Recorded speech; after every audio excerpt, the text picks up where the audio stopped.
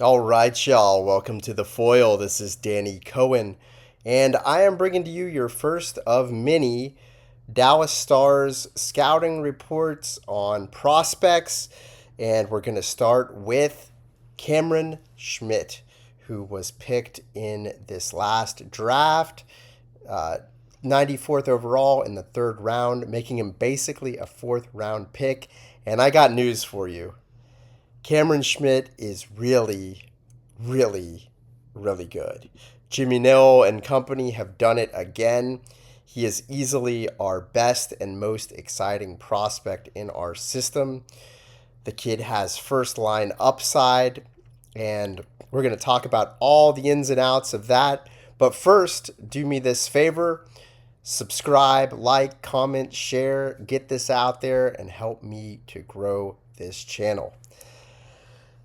So, who do I compare him to? I would say probably the closest would be Stan Coven, but it's really hard for me to compare him because of the skill set that he has. He's got a very unique skill set. I would say think of a Stan Coven, but even smaller. He's listed at 5'8", but I doubt it. I think he's more like 5'6", and he's not very thick at that. But a Stan Coven that's even faster, and Stan Coven's no slug out there himself, and he's got an even better shot than Stan Coven too. So maybe not as much in terms of the net front game that Stan Coven has, in terms of getting to rebounds and tipping shots, but we got ourselves a really good one here. And it's a little early to say, but in one round of playoff hockey, he had 4 goals, 5 assists, 9 points in 5 games. So if that continues, we may also have a clutch performer here as well. He's competitive. He's got a dash of pepper in his game, and he's the best forward on their team as of 11/24/25. He is ranked 8th in terms of points per game in the WHL at 1.48. And he's doing this on a middling offensive team that's ranked 17th in terms of their offensive production. So, very interesting and intriguing prospect that we have here. The kid can flat out fly. Elite skating, fastest skater in the 2025 draft. Not only is he fast, but he is agile, and he is able to make plays and shoot at speed. So there's a lot of players who have that high gear, but then they lose control of their puck. They can't, their hands don't keep up with their feet. Not in this instance. So very, very impressive skill set that he has. He's got explosive skating that creates opportunities. He's very agile as well. There's a slick stop and turn along the wall, and then he had the vision to make this high level backhand primary assist to a teammate all in one motion off of that turn. So there's a lot of plays where you'll see him just put all the tools together: the skating, the puck skills, the vision, the shot. He's able to put it all together in an impressive package.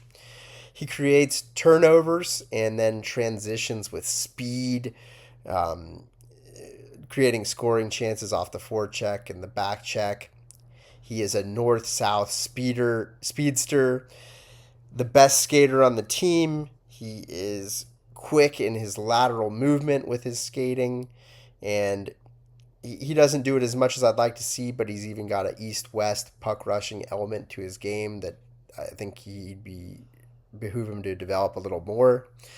And he's just overall, he's quick and shifty, and his passing is also the best on the team. He's got a nice arsenal of passes, from slick drop passes to nice backhand passes, good long cross ice passes on the forehand, fake one-timer passes. I even seen him do some other creative passes, like high flip when he was under pressure, and it was kind of the only option that he had, and he went for it. Another one was it looked like it was a set play where he did a bank pass off of the rear corner to a breaking Tyus Sparks, who's an upcoming draft prospect for the upcoming draft, and was able to put it right on his tape off of the rear corner there. So pretty impressive pool shot pass. He was able to land a nice primary assist off a saucer pass, a perfect sauce pass. And so just good offensive playmaking, vision overall, and processes the game very quickly. So his shot is also the best on the team. He's able to get shots off even with bouncing pucks. He lives to shoot off of the top of the circle. Nasty, accurate wrister from there, and can shoot from either wing at speed. So you might be able to put him on the left wing if you need to, in case of injuries. And what do we know about injuries, right? So it's good to have somebody that you might be able to move around. He's even got a toe drag release that I've seen him use as well. So some interesting shooting skills there with this guy. His puck handling is also very, very nice. Not elite, but still very, very good. Again, he can puck handle at speed. I've seen him on one goal. He had a quick deke to the forehand on a play where he initially lost the puck for a split second and was able to get it back. And then he almost immediately gets it back and makes a pretty deke with a quick shot in tight. His hand-eye coordination is really good. He can settle down bouncing pucks like we talked about before. He's just got the talent to do things that a lot of people just couldn't do even if they wanted to. And there's another play that stuck out to me where he was breaking out. A player went to pass it to him, and it went kind of in his skates a little bit behind him, and he leapt over. I don't even think he needed to leap over the puck, but he thought he did. So it didn't hit his skates, and it bounced off of the wall. And then he was able to, as he's coming down, reach back, grab that puck at speed, and take off even faster with it. Just incredible things that he can do with the puck. And like I said before, he's got a little pepper in his game where, he doesn't have any fights, but I wouldn't be surprised to see him do it the way that he plays. He's a little fearless. He'll puck battle with 6'6" defensemen. He'll give you a couple cross checks in the back if you give him the opportunity to. He got blown down for a 10-minute misconduct, I think from the bench. I think for mouthing off at the ref. And he'll throw a check along the wall. It's not really super effective, and especially not going to be effective in the NHL level with his size, but just kind of shows the mentality and competitiveness in his game. And his defensive game is also good. He's got a good two-way game. He's on the penalty kill 2. He, at both even strength and on the penalty kill, he'll puck jack you. He's a frequent, prolific puck jacker where he'll poke check the puck, he'll lift sticks, he'll intercept passes, and then again he can transition quickly. And good, hard-working player, hard work on the forecheck. He's able to win puck battles both along the wall and in 50-50 situations and an open ice. And just a very consistent player. What you see is what you get pretty much night in, night out. Even though he's declined a little bit from his, I think it was league leading scoring at the very beginning of the season, he's still night in, night out the best player on the ice, or one of the best players on the ice for his team. And this is a team that has Ryan Lynn on it, who's also an amazing prospect for this upcoming draft. He's on the power play unit 1. You'll see him in big minutes at the end of games when it's do or die. So there's a lot of trust in his game there.